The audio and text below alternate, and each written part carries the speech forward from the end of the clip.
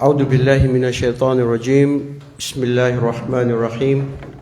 الحمد لله وأفضل الصلاة وأتم التسليم على الصادق الوعد الأمين سيدنا ونبينا محمد أرسله الله بالحق بشيرا ونذيرا وبين يدي الساعة من يطع الله ورسوله فقد رشد ومن يعص الله ورسوله فلا يلوم إلا نفسه ولا يضر الله شيئا.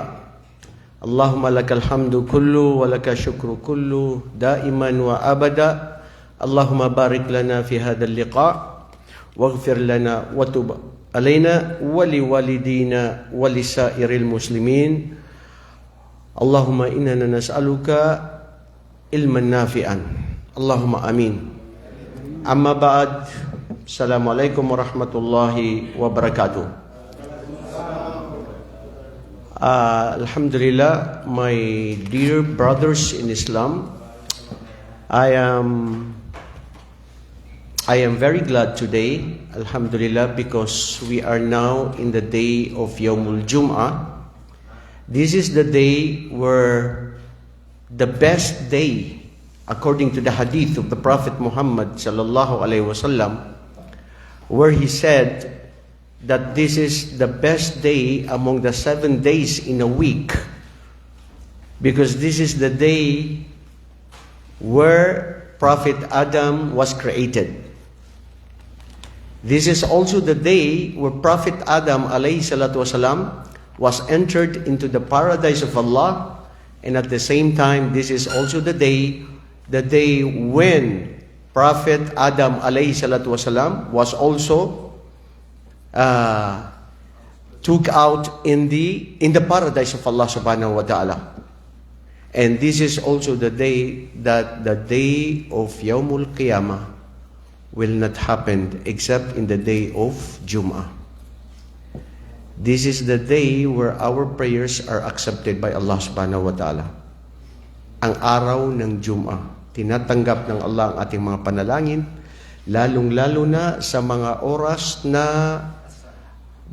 yung mga ulama may nagsabi na after asar bago maghrib, mayroon din nagsabi sa Yawmul Jum'ah ng pagdarasal, yung pagpasok bago ang imam. Yung oras na yun na mayroong mga sandali na bago pa siya magbasa ng khutbah, yung panalangin doon na ilang minuto lang, katanggap-tanggap din sa Allah subhanahu wa ta'ala. Ito rin yung araw na kung saan ang ating mga salah kay propeta, katulad ng pagsabi ng Allahumma salli wa sallim ala Sayyidina Muhammad, ay ito ay dumarating sa kanya, sa kanyang libingan. At dito rin kung saan tayo ay mismo ang Allah subhanahu wa ta'ala at ang kanyang mga anghel, pag tayo ay nagsala sa propeta, ay ang Allah subhanahu wa ta'ala ay ganun din nagsasala siya sa kanyang mga alipin na nagsasala kay propeta Muhammad. At ang pagsala ng Allah sa kanyang alipin ay ang kapatawaran at habag. At ang mga anghel na kanilang paghiling sa Allah subhanahu wa ta'ala na bigyan ng patnubay at patawarin ang mga taong sinumang nagsasala sa propeta Muhammad. Kaya mga kapatid, lagi natin sabihin, lalong-lalo na sa araw ng Jum'ah, Allahumma salli wa sallim wa barik ala Sayyidina wa Nabina Muhammad wa ala alihi wa ashabi amma ba'd. Sallallahu alaihi wasallam. Yan yung mga kasama dahil ito ay nagpapaluwag ng mga biyaya sa atin. Nagpapawala ng mga pasanin at hirap sa buhay. At mahal ng Allah ang sinumang nagsasala sa propeta sallallahu alaihi wasallam. At ang pinakabakhil,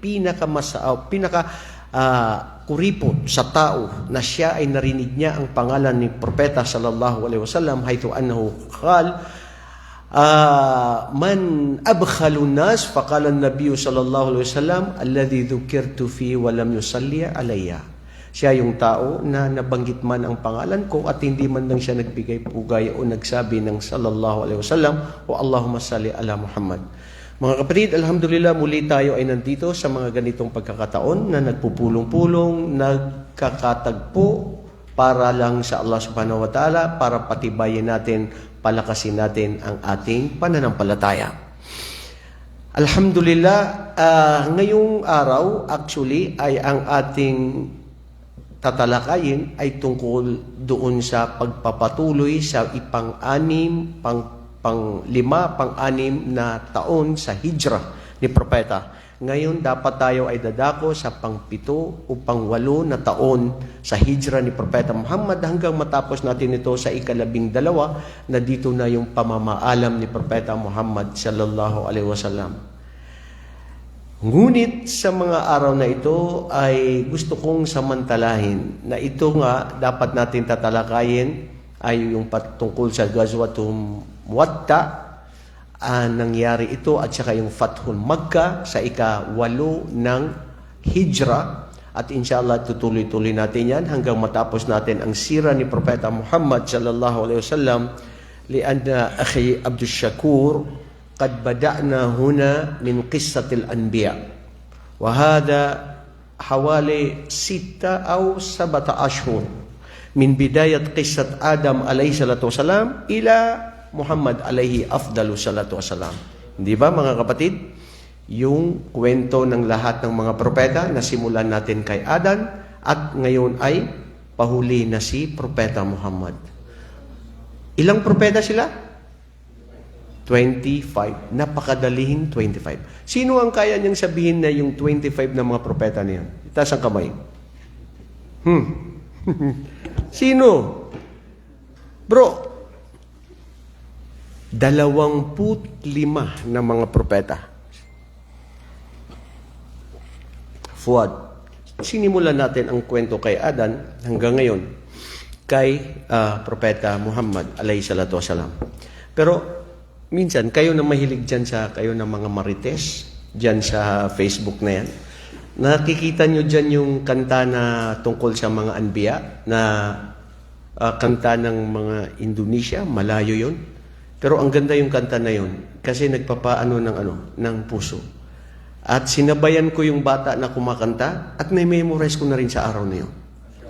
Napakaganda. Gawin nyo yun. Ma-memorize nyo. Bago natin sabihin kung anong dapat natin sabihin, pero para malaman natin lahat.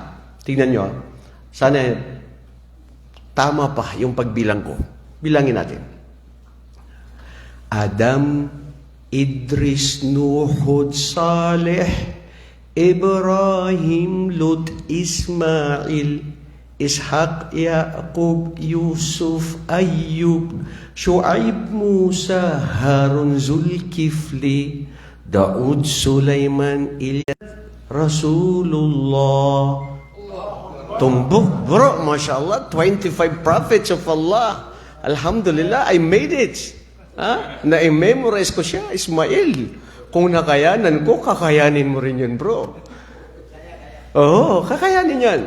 Ibrahim, kayanin mo na nabay. Mga Bisaya, kailan ko ng mga Bisaya, sige lang mag-memorize. 25 prophets of Allah. So, ngayon mga kapatid, gusto kong ituloy yun, pero gusto kong samantalahin ang pagkakataon na ito na maging panayam natin. Ang isa sa ating mga kaibigan noon, dyan lang sa Facebook, nagkakilala kami. Tapos ngayon ay nandito na sa Saudi Arabia at ngayon ay estudyante na dito sa Jamiatul Qasim. Jamiatul Qasim. Tubong Tausug at nag-aral na rin siya sa Al-Ma'arif at alhamdulillah ngayon ay pagkasalukuyang nag-aaral. Ngayon dumating na ngayon at na mahigit kumulang mga 3 buwan na nag-aaral. So, para mabago naman, minsan ang ating pagtitipon, minsan, ganyan yan eh. Kahit anong pagkain na gusto mo kung araw-araw, minsan, gusto mo may bulad, may tamban. Magsasawa ka lang kung araw-araw itlog at saka pansit canton. Tama? So, kailangan nababago. Pakinggan natin ang ating kapatid na si Abdul Shakur Chua. Bro, alika bro, alika. At gusto ka mapakinggan ng mga kapatid natin na nandirito sa iba't ibang lugar. Ito taga mga Luzon, Visayas at Mindanao yan. Hindi, dito na siya kasi siya rin gusto ko rin pakinggan siya para mapanayam natin. Alika. At ako muna ay hihinto kasi alam mo, nangyari kagabi, di ba nagkita-kita kami nitong mga ito. Yung mga kapatid natin sa Sulay, in-invited ko din kayo pero na-busy din kayo. Ay nagkaroon kami ng pagpupulong ng gabing pagsasama ng kaalaman doon sa Wadi Hanifa.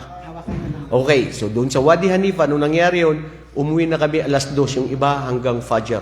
Gusto kong oras na basahin yung ano yung ating ididiskusyon, wala na akong oras. Nag-graduate ba dyan sa bata? So wala na talagang oras. Pero ito nga yung itinakda ng Allah sa atin, na mapanayam natin ang ating kapatid na ito na si Abdul Shakur, para mapakinggan natin. Barakallahu fikum wa jazakumullahu khairan. Ya Sheikh, falyatafaddal. Ya Ustad, bismillah. Naubos mo na yung kape mo. Marami kang masasabi ngayon. MashaAllah. Jazakumullah khairan.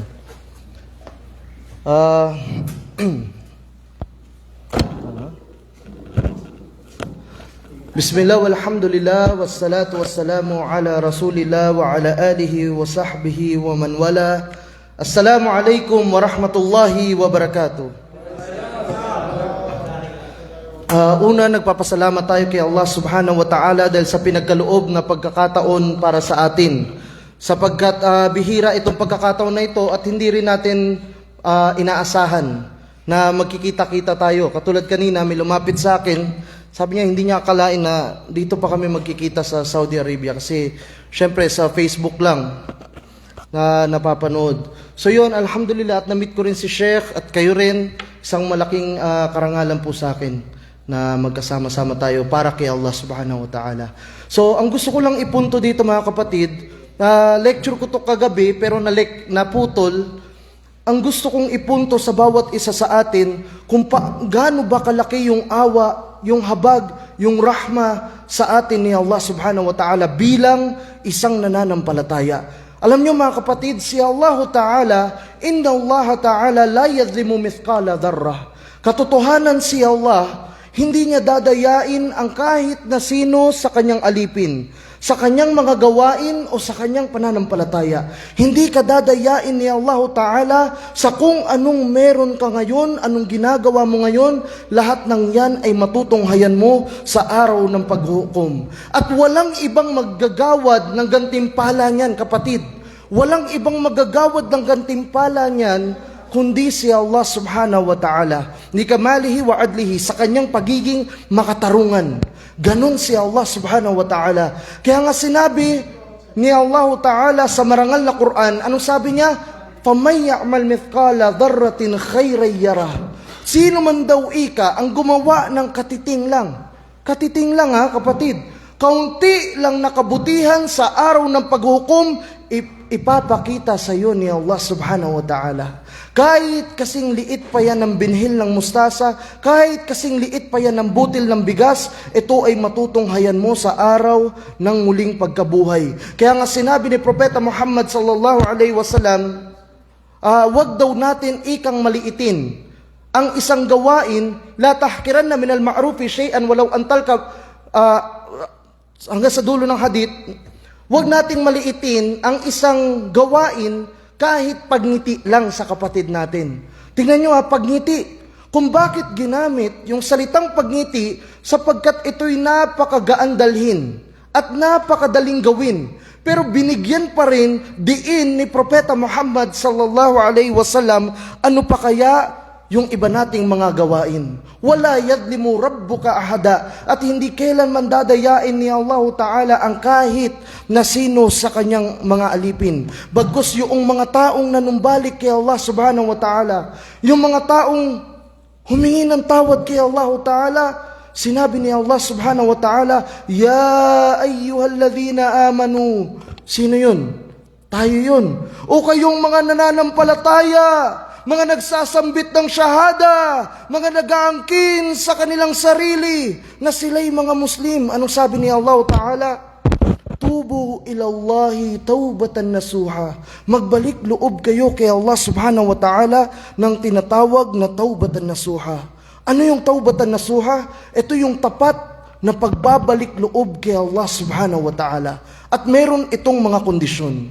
Kabilang dito, unang kondisyon mga kapatid, al-ikla'u anidam. Ibig sabihin, ito yung aalis ka sa kasalanan na ginagawa mo. Halimbawa kapatid, mahilig ka sa musika.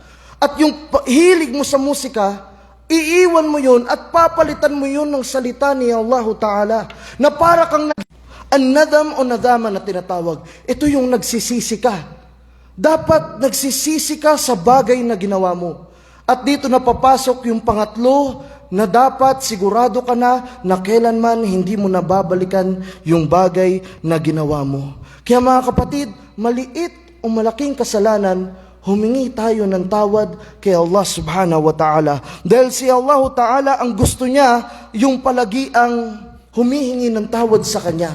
Law lam tudhibu ladahab Allahu bikum wa laja'a biqaumin yugnibun fayastaghfiruna Allah fayastaghfiru lahum. Ibig sabihin, kapag yung isang grupo hindi na sila nagkakasala kay Allah Ta'ala, papalitan sila ni Allah Ta'ala ng mga taong nagkakasala at hihingi yun ng tawad kay Allah Ta'ala at yun yung patatawarin ni Allah Subhanahu wa Ta'ala. Kita nyo yung awa ni Allah, yung rahma na binigay sa atin ng Allah Subhanahu wa Ta'ala. Dahil itong mundo na to, mga kapatid, sa pananampalatayang Islam, sinabi ng Allah Subhanahu wa Ta'ala, وَمَا خَلَقْنَا السَّمَاءَ وَالْأَرْضَ وَمَا بَيْنَهُمَا لَائِبِينَ. Hindi namin nilikha ang kalangitan at ang kalupaan na kami ay nakikipagbiruan. Ibig sabihin, kung bakit tayo nandito, hindi ito biro, kapatid. Merong dahilan kung bakit tayo nilikha ni Allah Subhanahu wa Ta'ala. At yung bagay na yan, malalaman natin sa pag-attend ng mga ganito, pag-aaral ng direkta sa ating mga guro. At sinabi pa ng Allah Ta'ala, La khalqus samawati wal ard akbaru min khalqin nas. At nilikha niya ito, ang kalangitan at ang kalupaan, na mas dakila pa sa mga tao. Walakin aktharan nas la ya'lamun. Subalit marami sa mga tao ang hindi nila ito alam. Kaya nagtanong si Allah Subhanahu wa Ta'ala. Sabi ni Allah Subhanahu wa Ta'ala, ayahsabul insanu ay yutraka suda. Inakala ba ng mga tao na sila'y aming pababayaan na lamang? Ahasiban nasu wa yutraku ay yaqulu amanna. Inakala ba ng mga tao na sila ay aming hahayaan na lamang porket sinabi nila na sila'y nananampalataya? Ganun na lang ba, kapatid? Porket ang pangalan mo Abdurrahman, Abdurrahim, Abdullah, tingin mo ba agad ka nang makakapasok sa paraiso ni Allah Subhanahu wa Ta'ala? Porket ikaw pinanganak kang Muslim, Maranaw, Tausug, Iranon, Yakan, tingin mo ba agad ka nang makakapasok sa paraiso ni Allah? Dun sa mga balik Islam, inakala nyo ba, porket kayo ay nakapagsyahada, ay agad na kayong makakapasok sa paraiso ni Allah Subhanahu wa Ta'ala? Ganun na lang ba kaliit ang pagtingin natin sa paraiso ni Allah Subhanahu wa Ta'ala? Mga kapatid, hindi agad tayo makakapasok sa paraiso ni Allah sapagkat tayo ay lilitisin muna at lilinisin yung ating mga gawain. Kaya nga itong mga pagsubok na dumarating sa buhay mo, kapatid, bilang paglilinis yan sa iyo ni Allah Ta'ala. Kapag nagsabar ka sa bagay na yan, nagtimpi ka sa mga pagsubok ni Allah Subhanahu wa Ta'ala, igagawad sa iyo ang gantimpala ni Allah Subhanahu wa Ta'ala. Kaya nga walang ni sino man makakapagyabang sa atin sa kanyang amal, sa kanyang gawain. Ako na yung pinakamaalam. Ako na yung makakapasok sa paraiso ni Allah. La. Ako na yung palasamba. Ako na yung makakapasok sa paraiso ni Allah. Walang ni sino man sa atin makapagsabi kung sino ang papasok sa paraiso at hindi, liban sa nandyan sa kitab at sunnah. Yan ang paniniwala ng Ahlul Sunnah wal Jamaah. Hanggang sa ang Nabi Muhammad sallallahu alaihi wasallam ay nakapagsabi, Lam yadkhula ahadukumul janna bi amali. Walang makakapasok ni isa sa inyo sa paraiso ni Allah nang dahil sa gawain niya. Kahit magpakanduli ka pa dyan, hindi yan ang magpapapasok sa iyo sa paraiso ni Allah. Kahit anong gawin mo, sabihin mo, 5 beses ka magdasal, hindi yan ang magpapapasok sa iyo sa paraiso ni Allah. Nakakapagtaka. Hanggang sa nagtanong ang mga sahaba, wala anta ya Rasulullah? Kahit ba ikaw, ya Rasulullah? At anong sabi ni Propeta Muhammad? Naam, wala ana. Kahit na ako, liban, nabalutin ako ni Allah Ta'ala ng kanyang awa, ng kanyang rahma, at yun ang magpapapasok sa akin sa paraiso ni Allah Subhanahu wa Ta'ala. Ang tinutukoy natin, kapatid, habang nandyan ka nakaupo, nakikinig, dapat hinahangad mo yung kaluguran ni Allah Subhanahu wa Ta'ala. Habang ginagawa mo yung pagsamba mo na yan, Dapat ang hangad mo ay ang kaluguran ni Allah subhanahu wa ta'ala. Hindi ka lang pumupunta dahil kailangan mong pumunta. Dapat ginagawa mo yan alang-alang nakalugdan ka ni Allah subhanahu wa ta'ala. Hindi yung kampante ka na makapasok ka sa paraiso ni Allah subhanahu wa ta'ala. Pero tingnan nyo mga kapatid, sa araw ng muling pagkabuhay, tingnan nyo yung awa ni Allah subhanahu wa ta'ala. Sa araw ng muling pagkabuhay, idadakala ahlul jannati jannah, pag pumasok na yung mga taong paraiso, doon sa paraiso, hihiling sila kay Allah. Hiling sila kay Allah. Anong sasabihin nila? Ya Allah, ikhwanuna, kanu ma'ana, yusalluna ma'ana, wa yasumuna ma'ana. Yung mga kapatid namin, Ya Allah, kasama namin magsala, kasama namin mag-ayuno, pero hindi namin sila nakita dito sa paraiso, Ya Allah. Alam nyo, sasabihin ni Allah subhanahu wa ta'ala, sasabihin ni Allah, idhabu ilan nar, pumunta ka dun sa impyernong apoy. Bakit sa impyernong apoy, kapatid? Dahil pag wala sa paraiso, nandun sa impyerno. Dalawa lang yan. At anong sasabihin sa kanya? Idha wajadtum mithqala man darratin min iman fa akhrijuhu. Kalintulad ng pagkasabi. Kung sino man makita mo na merong katiting lang, bumabalik ulit sa kaunti, katulad ng binanggit nating unang aya kanina, na kaunti lang na gawain ipapakita sa iyo ni Allah. At sabi dito ni Allah, kung sino man makita mo na may katiting na pananampalataya, fa akhrijuhu, ilabas mo siya, isyafaan mo siya, iligtas mo siya. Yung katiting lang na pananampalataya na meron ka, magiging dahilan pa rin ng pagpasok mo sa paraiso ni Allah. Kaya panghawakan mo yan, kapatid. Isang araw, isang sahabi, kabilang sa mga sahaba, iyak siya ng iyak. Iyak siya ng iyak. Sobrang namumula na yung mukha niya.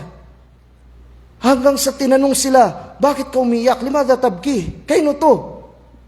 Ngayon sinabi niya, dahil merong iniwan na hadith sa akin, si Propeta Muhammad sallallahu alaihi wasallam, na bago man lang ako datnan ng kamatayan, ay dapat mahabiling ko sa inyo. At nagtaka sila, ano itong hadith na ito? Bakit ganun katindi? Alam niyo mga kapatid, yung hadith na to, sinabi niya, man qala la ilaha illallah khalisan min qalbihi dakhala al-jannah. Kung sino man, kapatid, ang magsabi lang na walang ibang Diyos na dapat niyang sambahin kundi si Allah Ta'ala, na ito ay ikhlas sa kanyang puso, ay makakapasok siya sa paraiso ni Allah Subhanahu wa Ta'ala. Awa sa atin ni Allah Subhanahu wa Ta'ala. Kaya yung intensyon natin sa bawat gawain, kung hindi yan para kay Allah, walang kwenta yung gawain mo. Yung ginagawa nating pagle-lecture, yung ginagawa nating pakikinig, pag-aaral, pagsusumika, pag-ibada, lahat ng ito, kung hindi yan para kay Allah Ta'ala, walang kwenta yung gawain na yan. Pero yung iman na meron ka, kapatid, kahit na kaunti lang, magiging dahilan pa rin ng pagpasok mo sa paraiso ni Allah Subhanahu wa Ta'ala. Kaya naman mga kapatid, ang tinutukoy lamang natin dito, ang gusto ko lang ipunto sa mga oras na to, alam mo sa sarili mo kung gaano ka kahina. Lalo na kapag ikaw na lang mag-isa. Kaya panghawakan mo pa rin yung pananampalataya na meron ka. Panghawakan mo yan. Ikaw nakakakilala sa sarili mo at si Allah Subhanahu wa Ta'ala. Si Allah pagtapos sa sarili mo. Kaya yung pagiging maranaw mo, pagiging tausog mo, pagiging iranon mo, ano pa man tribo o balik Islam, panghawakan mo yung pananampalataya na meron ka. Bakit? Dahil sa dami ng mga tao, sumasamba sa bato. Sa dami ng mga tao, sumasamba sa ribulto, ikaw pinili ka ni Allah. Pinili ka ni Allah na sambahin mo siya, hindi pa ba sapat para sambahin mo siya? Sa dami ng mga tao, hindi nila kilala si Allah Ta'ala. Sa iyo nagpakilala si Allah Subhanahu wa Ta'ala, hindi pa ba sapat para kilalanin mo siya? Katulad ng binanggit ko, yung pagiging born Muslim, raised Muslim mo, yung gabay na meron ka, kung bakit ka nandito ngayon, Hindi mo yan hiningi, kapatid. Kusang binigay sa iyo ni Allah subhanahu wa ta'ala. Kaya panghawakan mo yung pananampalataya mo. Hindi lahat kilala si Allah subhanahu wa ta'ala. Bilang panghuli natin, isang kwento sa araw ng muling pagkabuhay, merong haharap kay Allah subhanahu wa ta'ala na ipapakita sa kanya ang kanyang mga kasalanan. Papakita sa kanya na wala siyang ibang ginawa kundi puro lang kasalanan. At tatanungin siya, nagkamali ba yung mga tagasulat ko? Nagkamali ba yung mga tagasulat ko? Anong isipin ng tao na yun? Wala na. Makasold na ako sa naraka. Makapasok na ako sa impyernong apoy. Kasi puro ka lang kasalanan eh. Pero alam nyo sasabihin? Tatawagin yung mga malaika at sasabihin doon, Khud minhu hasanatan wahida. Kumuha ka sa kanya ng kahit isa lang na kabutihan. Kinuha. Kasing liit ng card. Alam niyo yung lisensya? Ganun lang kaliit. At itong card na to, mga kapatid, nilagay sa timbangan ng kanyang kabutihan at mas bumigat ito sa kabila ng pagkakasala niya kay Allah. Nagtaka sila ngayon. Ano itong card na to? Bakit ganun kabigat?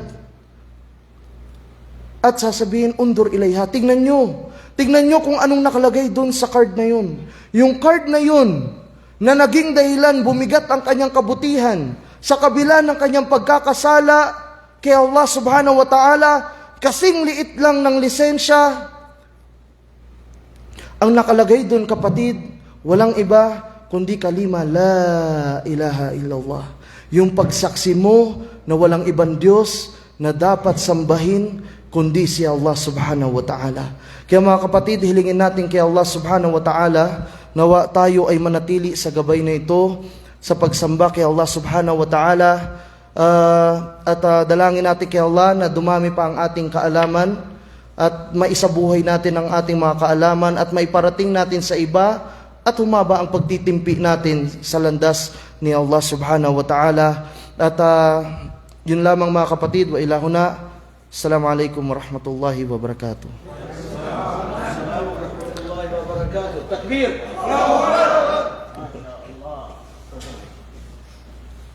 Jazakallah khairan. Kataballahu ajrak. Alhamdulillah, mga kapatid sa Islam, at kahit papaano ay napanayam natin, nakasama natin, narinig ninyo ang isa sa ating kapatid na nagbigay sa atin ng paalaala sa atin bilang isang tao dito sa mundo na lahat tayo ay nagkakasala. At ang pinakamahal ng Allah subhanahu wa ta'ala ay yung nagbabalik loob sa Kanya. Totoo yan. Kasi minsan may nung naging dalil natin yun na hadith kasi yun ni Propeta. Law lam tudnibuna la ja'alallahu bikum qauman yudnibuna walakinna yastaghfiruna Allah.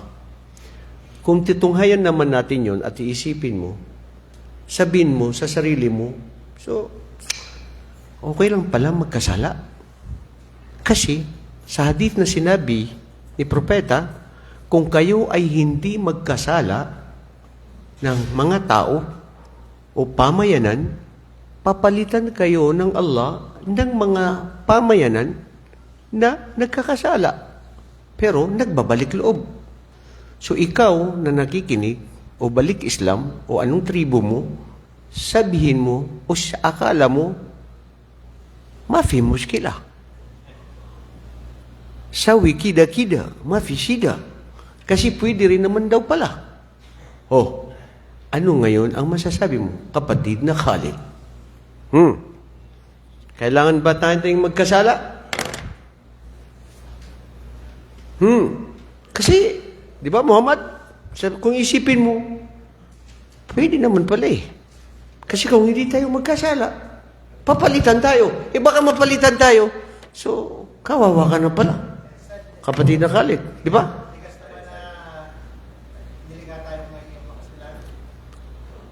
Oo, pero ang tanong ko kanina ay, ano ba yung tanong ko kanina? Ikaw, Abdullah, ano ba pangalan mo?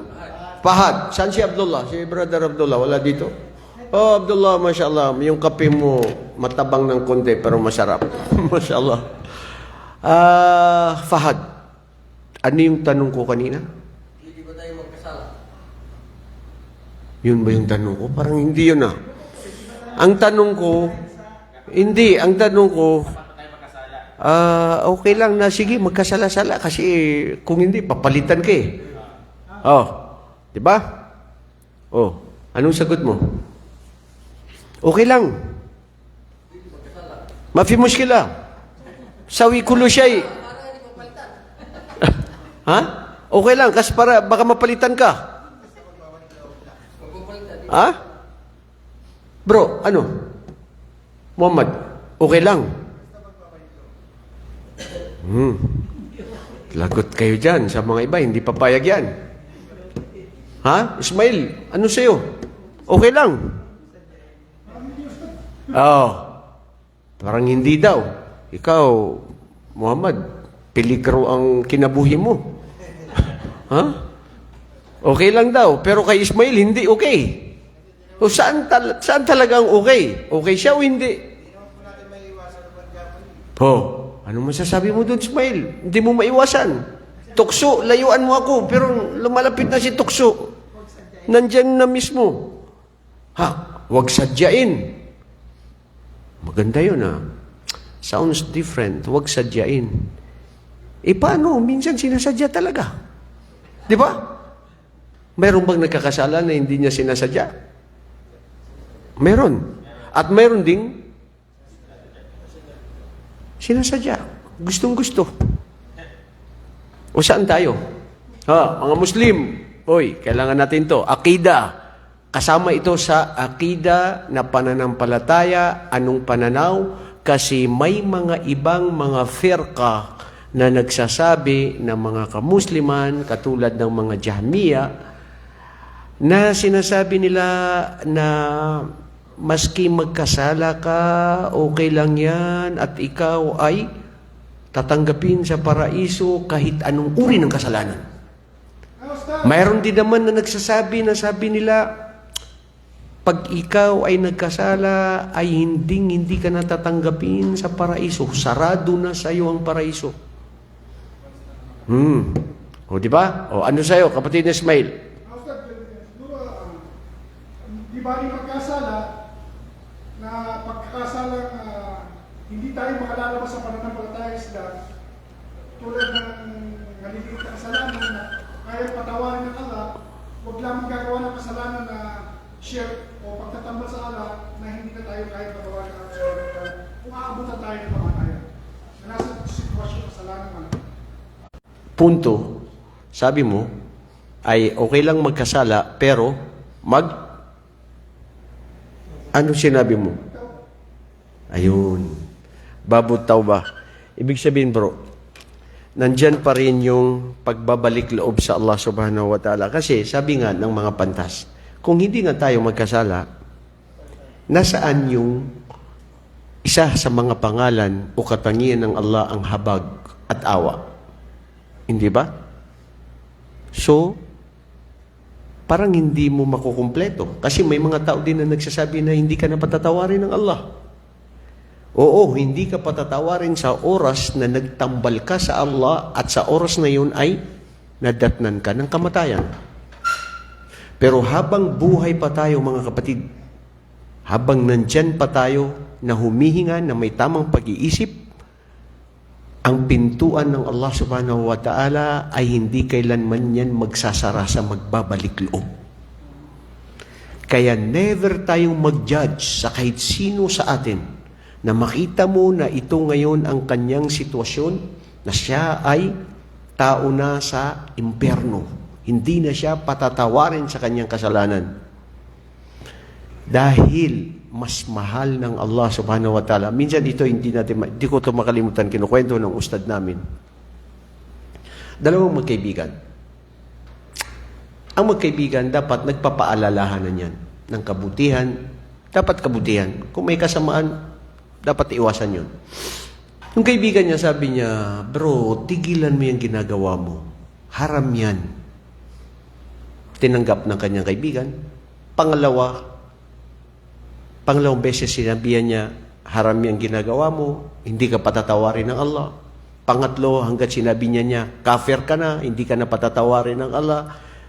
Yang ginagawa mo, pero ang taong ito ay siya ay patuloy na nagtatawba sa Allah. At ang delikado dito mga kapatid, dito sa pag-explaina ng mga pantas, yung tao na nagja-judge, na nagsasabi doon sa kaibigan niya na hindi ka na patatawarin ng Allah, siya mismo sa araw ng paghukom, nasabi sa kanya ng Allah subhanahu wa ta'ala, sino ka sa sarili mo na sabihin mo na hindi ko patatawarin ang aking alipin? Ginawa mo ang sarili mo na Diyos, na ikaw ang nagbigay ng desisyon na hindi ko siya patatawarin? Mga kapatid, minsan may mga nakikita tayo na akala natin ganun lang yung tao, pero hindi mo alam palihim ano ang ginagawa niya sa gabi. Na maari siya ay umiiyak, nagsisisi sa kanyang kasalanan. Dahil ang titignan ng Allah ay ang huling mga gawain natin. Innamal a'malu bikhawatimiha. Hindi titignan kung ano ka ngayon. Ang titignan at uhuhusgahan ay sa oras na ikaw ay dinatnan ng kamatayan. Kaya sinabi ng Allah, Ya ayyuhalladhina amanu, la tamutunna wa illa wa antum muslimun. Huwag kayong mamatay o kayo na mga naniniwala sa Allah, maliban na kayo ay mga Muslim. Nagbabalik loob sa Allah, nagtatawba sa Allah. Na kayo ay hindi sa oras na dumating ang kamatayan na ikaw ay gumagawa ng pagtatambal sa Allah subhanahu wa ta'ala. So, ito ang kagandahan ng Islam. Ang kagandahan ng ating relihiyong Islam ay ang relihiyon na ang Allah subhanahu wa ta'ala ay hindi la taqnatu min rahmatillah. Huwag kayong mawalan ng pag-asa. Huwag kayong mawalan ng anumang yung hindi ka patatawarin ng Allah subhanahu wa ta'ala. Dahil siyempre ang titignan kung ano yung nasa puso natin. Kaya araw at gabi, oo, nagkakasala tayo, nagkakamali tayo, pero ang pinakamamahal ng ating tagapaglikha sa atin ay kung sino yung nagbabalik loob sa Kanya. Ya ayyuhalladhina amanu, tubu ilallahi tawbatan nasuha. Magbalik loob kayo sa Allah subhanahu wa ta'ala. At wala tayong karapatan, mga kapatid, na magsabi ang sino man sa atin, sabihin natin sa kapatid natin, na bro, hindi ka patatawarin ng Allah, yung ginagawa mo na paulit-ulit na kasalanan, hindi ka na patatawarin ng Allah subhanahu wa ta'ala, dahil hindi mo alam sa araw ng paghukom, yung pinagsasabihan mo siya ang pinatawad ng Allah, at ikaw mismo na judgmental ka, na akala mo sa sarili mo na ikaw yung nasa tama, ikaw ang nasa peligro. Bro, ang puso ay nasa pangahawakan ng ating tagapaglikha. Wala sa atin yan. Maari magbago ka. Magbago tayo. Naalala nyo yung hadith ni Propeta Muhammad? Indama su'ilan Nabiyo sallallahu alaihi wasallam, Mada aktharu ma yad'u rabba? Wa taqulu Aisha radhiyallahu anha, Aktharu du'ai Rasulillahi sallallahu alaihi wasallam, أنه يقول يا مقلب القلوب أو يا مصرف القلوب صرف قلوبنا على دينك وعلى طاعتك. Hadith yun, na ano ang paramihan na hinihingi ni Propeta Muhammad sa kanyang Panginoon. Sa Allah subhanahu wa ta'ala. Hinihiling ba niya sa Allah subhanahu wa ta'ala na paramihin ang yaman ko sa mundo, paramihin ang anumang gusto ko o anuman? Wala, mga kapatid. Ang hiling ni Propeta sallallahu alaihi wasallam o siyang may panghahawakan sa puso ng kanyang mga alipin, Ya Allah, nasa sayo ang aking pananampalataya, ang buhay ko, kamatayan ko, lahat nasa sayo yan. Walang pwedeng mangyari maliban sa kapahintulutan at kagustuhan mo. Hinihiling ko sa iyo na patatagin ako at palagiin dito sa paggawa ng kabutihan at pananampalataya sa iyo na nasa tama. Kasi maski Muslim ka, kapatid, na alam mo na Muslim ka, pwedeng balang araw magbaliktad ka na bumalik sa dati o pumasok sa ibang mga sekta na ligaw, na kaligawan. Ilan nakakala mo na sa tama ngayon, pero kinabukasan, napunta sa ibang grupo at doon na siya hanggat dinatnan ng kamatayan. Nakakamangha ang isang hadith ni Propeta Muhammad sallallahu alaihi wasallam. Fima ma'na fi hadal hadith. Wallahi, hadal hadith jamil jiddan. Nagbibigay sa atin ito, mga kapatid, ng pag-asa, pagmamahal sa Allah subhanahu wa ta'ala, pagbabalik loob sa Allah subhanahu wa ta'ala, wa husnul dhannu billah subhanahu wa ta'ala. Ang ibig sabihin ng hadith na ito na sinabi ni Propeta sallallahu alaihi wasallam, may mga tao na akala mo, ang pagitan lang niya, ma bainahu wa bainahu al-jannah al-maut. Ay bima'na, idha qada Allahu an yamut fi hadal waqt, annahu yadkhulul jannah, walakinahu amala amalan yughdibuhu Allah aw yukhrijuhu min al-milla, famada hasal anna Allah adkhalahu an-nar. Wa bil aqs fi hadal hadith. Mga kapatid, the climax of hadith, anong ibig sabihin ng hadith na ito? May mga tao, sabi ni Propeta Muhammad, na makikita mo na ang pagitan lang niya sa paraiso ay ang kamatayan. Dahil sa oras na nakikita mo siya, akala mo tao sa paraiso. Nagdarasal, nagjihad, nag-hajj, nag-umra, sa oras na yun na mabuti. Pero hindi dumating ang kamatayan sa oras na yun. Kinabukasan isang araw o ilang saglit, na bago ang sitwasyon at sa oras na yun na akala mo sa paraiso siya ang kanyang huli na nangyari ay tinanggap at napapasok sa imperno ng Allah dahil ang kanyang gawain ay hangpang huli na kanyang nagawa ay labag sa Islam, na labag sa Allah, at doon siya nadatna ng kamatayan. Wallahi, peligro. Hadith, sahih ni Propeta Muhammad sallallahu alaihi wasallam, anna Allah lahu al-yad wa anna al-qulub al-abd wal qulub al-ibad baina isabi'ir rahman yuqallibuhu kayfa yasha. Ang Allah subhanahu wa ta'ala ay mayroon siyang mga daliri na kung saan niya gustuhin ang ikanyang alipin, ang kanyang puso, ang puso ng kanyang alipin, kung ito'y patitibayin ba, kung ito ay papalitan ba, kung ito ay babaguhin, o magbabaliktad, o magbabalik loob. Ilang mga tao, mga kapatid, doon sa hadith na yun, ituloy natin yung hadith. At mayroon ding tao na akala mo, ang pagitan lang niya at ang imperno ay ang kamatayan. Pag namatay siya, akala na natin imperno na siya. Pero sa kabilang dako, gumawa siya ng panghuling gawain na ito ay makakapasok sa paraiso, dahil ang pagpasok sa paraiso ay sa habag at awa ng Allah, hindi sa kung anong gawain natin, at siya ay namatay na akala mo na siya ay imperno, pero namatay siya na nagbabalik loob sa Allah at tinanggap ng Allah sa kanyang paraiso. Na akala mo siya ay sa imperno. Mga kapatid, ano ang aral dito? Maliwanag ba? Klaro dili. Noong sa rin mga kuan na ni. Uy, klaro sila dili. Khalid, klaro di ay. Walay kida-kida. Sida. Sige, anong aral? Sige, anong aral? Oh. Sinabi nyo, mafi kida-kida. Sida. Alatul. Di ba? So, anong aral ngayon? Diyan.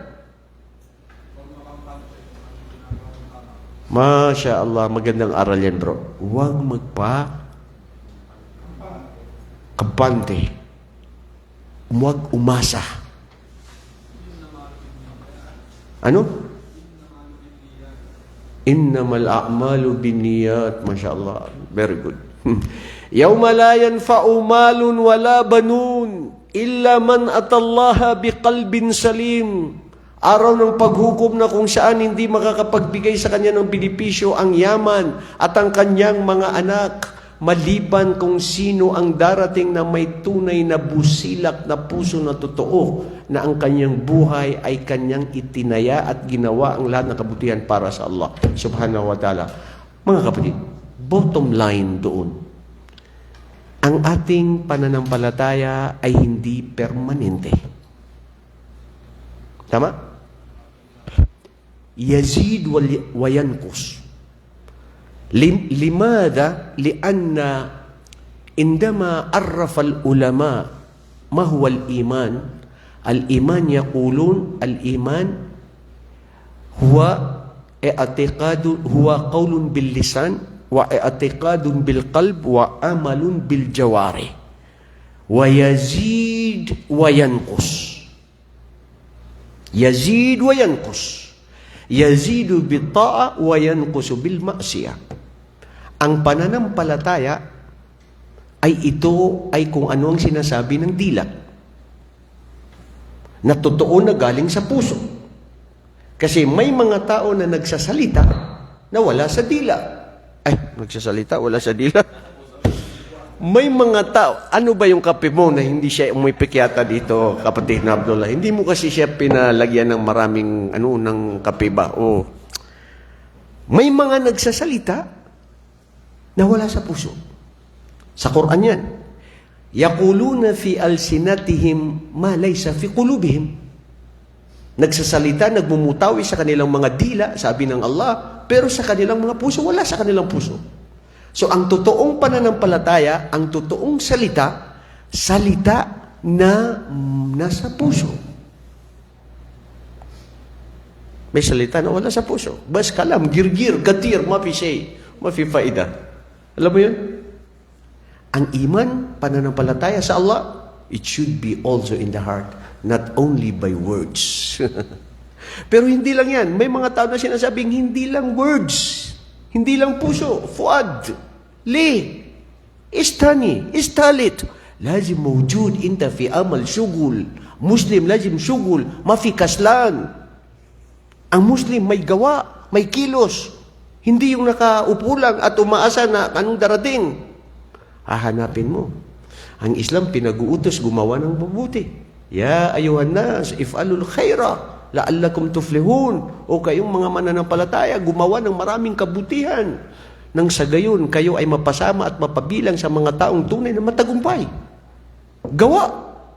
Ang Islam, ang iman na sinasabing salita ng dila na nagsasabi, La ilaha illallah, walang Diyos maliban sa Allah. Ano ang pagka-Diyos ng Allah? Ang buhay mo, ang pananampalataya mo, ang pananalig mo, ang pag-asa mo, ang pagiling mo, ang pagsusumamo mo, ang pagmamahal mo, ang takot mo, ar-raja, wal-khawf, wal-mahabba, wal-isti'ada, wal-istighatha, kullu hadil ibada lillahi subhanahu wa ta'ala. So, galing yun sa puso na sinasabi ng dila, pero hindi nagtatapos, kailangan ng gawa. So, tatlo siya. Tama? Pwede ba dalawa? Huwag dalawain. Kasi ang mga Jahmiya, Al-Mu'tazila, sila yung sinasabi nila ang al-iman, bas al-iman, qawlun bil lisan. I'tiqadun bil qalb, la yahtaj bil jawari. Hindi na kailangan ng gawa. Yung iba naman, may gawa lang, maski masalita, pero maski wala sa puso. Ang ahlu sunna wal jamaa, ang ahlu salafus salih, hindi sa ganun sa anong paninindigan nila. Ang iman na totoong pananampalataya na siyang tatanggapin ng Allah subhanahu wa ta'ala, al-amalu salih ay yaong na babahagi dito sa tatlong ito. Na siyang gawa na sinasabi ng dila at pinapaninindigan at pinaniniwalaan ng puso na walang pagdududa, la rayba fi, wal amalun bil jawari, yadhar, yaraun nas, wala tubali ma yaqulun nas, wala kang pakialam, nuchi, balachi, bisag kung siya igisulti ng mga marites. Importante ginagawa ko para sa Allah. Don't judge me because my heart, Allah knows it. And you don't know what is in my heart. Mga kapatid, ano ang sabi dito ni Ibn Abbas? Alladhina amanu wa amilus salihat. Amilus salihat. Ma ma'na amilus salihat? Sila yung naniniwala sa Allah na mga gumagawa ng mga kabutihan. Al-amalu salih labuda yakunu bi syartain. Para matawag na mabuting gawain na katanggap-tanggap sa Allah, kailangan ito ay nabubuo ng dalawa. Ang isa dito mawala, ma fi faida. Naum, khalas, naum, ala tul. Asan ma fi faida inta, bas akl. ما معنى عمل صالح؟ يقول العمل الصالح هنا أولا خالصا لله، وثانيا لابد أن يكون متابعة لرسول الله صلى الله عليه وسلم. So yun ang kondisyon para matanggap ng Allah ang gawaing mabuti na sinasabi natin ay una, dalisay. Totoo. Ang pagkadalisay, walang nakakaalam. Tanging ang Allah at ang sarili mong nakakaalam. Pati si Jibril, hindi niya alam. Si Angel Jibril. Walang nakakaalam. Kaya ikaw na judgmental, ayaw ka saba, bay. Kaya di mo kay balhan o siya na adri. Si gagagsultig sa imong baba, dili naman siya tinuod. Husgahin mo muna ang sarili mo. Alam mo bro, tama yun eh. Bago tayo manghusga sa iba, tignan natin sarili natin. Napakadali manghusga, napakadali magsalita sa ibang tao. Kurakot pala itong mga to. Kawatan pala itong mga to. Tulisan pala ito. Bakit niya yung ginawa? Bakit ganyan-ganyan? Akala ko hindi niya gagawin. Bro, minsan tanungin mo sarili mo. Alhamdulillah, ya Allah, pinotrektahan mo ako na hindi ako katulad ng mga yan.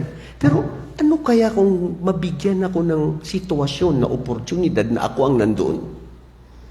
Will I do the same o maiiba ako? Diba? Kung ikaw kaya ang nandun sa sinililibak mo, na sinasabi mo ito ginagawa nila. Ikaw kasi, nagsasalita ka kasi hindi sa'yo dumating yun eh. Kung dumating sa'yo, ano? Anong masasabi mo sa sarili mo? Katulad din nila o maiba ka? Hugsgahan mo muna ang sarili mo, kapatid na Fuad, bago ka manghusga sa iba. Don't judge others. Judge first yourself. Tama yung minsan kasabihan ng iba na bago linisin ang bakuran ng iba, linisin mo muna ang bakuran mo. Bago ka magsalita sa iba, tignan mo muna ang sarili mo. Ano rin kaya ako? Wallahi mga kapatid, dito natin na pagtatanto. Ito ang muhasabatun nafs. Ito yung pagninilay-nilay na pagiging totoo sa ating sarili. Walang tunay na nakakaalam sa sarili mo, kundi ang sarili mo. Ang kaibigan mo, asawa mo, pamilya mo, anak mo, lahat yan, may mga lihim ka na hindi mo lahat pwede sabihin. Ha? Tama hindi? Muhammad, may lihim ka? Sabihin siya gano'n. Meron, wala? Meron. Sinabi mo sa misis mo? Bakit ka mo sabihin? Ayaw niya sabihin. Natatakot siya, secret. Sino walang lihim? Taas ang kamay. Sheikh Ali Janaban. Lahat meron. Ya Allah, sana ang lihim na ito ay kung mabuti para sa'yo. Kung masama, Ya Allah, tanggalin kami sa kasamaan. Lahat tayong may mga lihim na pinagdadaanan. Nilalabanan natin ito araw at gabi. So pangalawa, doon sa amal saleh ay mutaba ali Rasulillah. Di ba? Gawain na ginawa ni propeta. Kasi kung isipin mo, si Allah nagpadala ng propeta na tao na katulad natin. Dahil ano ang ginagawa niya, yun din ang dapat na gawin mo. May mga tao na ikhlas. Bro, ulitin mo. May mga tao na totoo. Sino? Muslim. Sino? Pwedeng hindi Muslim. May mga Kristiyano, Hudyo at ibang tao na hindi Muslim na ikhlas. Totoo ang kanilang puso. Nagsiservisyo, nagmamahal, lahat. Totoo yan sa puso nila. Pero ang tanong, itong gawain na totoo sa pagiging puso mo na gawain na paggawa ng kabutihan, ito ba ay naaayon sa turo ni propeta? So this is the big question mark. Yan ang pinakamalaking tanong. Kung hindi, ma fi faida. Now, Khalas, para hindi ka pa magkasala. Mayroon naman sa isang dako ng mga tao na gumagawa na hindi, gumagawa ng sunnah. Gumagawa ng mga gawain ni Propeta Muhammad sallallahu alaihi wasallam na itinuro ni Propeta sallallahu alaihi wasallam, mga sunnah. Pero ang tanong, itong sunnah na ito ba ay ikhlas? Ito ba ay totoo na para sa Allah? Oh, di ba? So kung hindi para sa Allah at hindi totoo, walang silbi na ginagawa mo ang sunnah. Walang silbi na totoo ka, na dalisay ka sa paggawa mo ng pagdidiriwang sa kapanganakan ni Propeta Muhammad, although walang exact na araw na kapanganakan ni Propeta Muhammad dahil ang mga pantas nagkaiba-iba. May nagsabi ng ikasyam, ikawalo ng Rabiul Awwal, may ikalabing dalawa, may ika-27. So marami ang araw. Pero ikaw, siniselebrate mo, hindi mo alam saan doon. Pero kung siniselebrate mo sa ikalabing dalawa ng Rabiul Awwal, ang katotohanan, bro, sa Rabiul Awwal na ikalabing dalawa, yun yung kamatayan ni Propeta Muhammad sallallahu alaihi wasallam. At nagkaisa doon ng mga pantas na namatay si Propeta Muhammad sa ikalabing isa ng Hijri, na kung saan doon sa Rabiul Awwal ng ikalabing dalawa. So you are celebrating the death of the Prophet Muhammad instead of celebrating the birth of the Prophet Muhammad. Whereas in Islam, there is no birth celebration. Aywan ko, kayo lang ang mahilig mag-celebrate ng mga birthday ninyo. Ikaw ba, Sheikh Ali Janam, ba nag-celebrate ka na rin ng birthday mo nung ikaw ay Christian pa? Oh, tamo, nung Christian pa, nag-celebrate. Ikaw, kapatid na Fahad, nag-celebrate ka. Anong ginagawa mo pag nag-birthday mo? Nagpapakain. Ikaw, Muhammad, nagpapainom ng tuba. Ha? Ha? Kasiyahan. Khalid, ganun din ikaw, nagsiselebrate? Bakit kayo nagsiselebrate? Saan? Nagpapasalamat? So, dagdag taon. Wallahi mga kapatid, the condition of our works and our action depends only on the niyat, the good intention, and it should be in accordance to the sunnah and teachings of the Prophet Muhammad sallallahu alaihi wasallam. Hindi ka maliligaw. Huwag tayo lumagpas, magpabago sa reliyon. Ang reliyon tapos na. Kumbaga sa katalog, meron ng katalog na ito yung daan, huwag ka pumunta sa kaliwa, dumiretso ka lang, kumanan ka. Yung iba, gustong-gusto ng kaliwa, umihinto pa siya, tumitingin pa sa gilid, naninilip pa sa gilid, napiligro na gyapon. Sinabi, diretso ka na dun, tapos iba pa ang ginagawa mo. Ang Islam, bro, nandyan na. Nandyan ang Quran, nandyan ang Sunnah ni Propeta Muhammad sallallahu alaihi wasallam. Allahumma inna nas'aluka at-thabatu fid din. Allahumma amin. Ya Allah, sa pag-aaral namin, sa pananaliksik namin sa Islam, panatilihin kami hanggat dumating sa amin ang kamatayan na kami ay nagsasabi ng La ilaha illallah. Allahumma amin. Patibayan tayo at hindi mabago, mga kapatid, dahil ang puso nababago. Ang inihiling natin, husnul khatimah, oras na dumating sa atin ang kamatayan na tayo ay tanggap ng Allah dahil tayo ay tunay sa ating puso, isipan at ang gawa ni Propeta Muhammad ang siyang ating pinagtitibayan na ating iginagawa.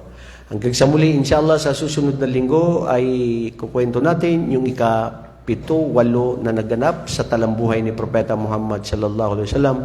Barakallahu fikum, zadakumullahu ilman wa kataballahu ujrakum, wa akhiru da'wana anil hamdulillahi rabbil alamin. Assalamu alaikum warahmatullahi wabarakatuh.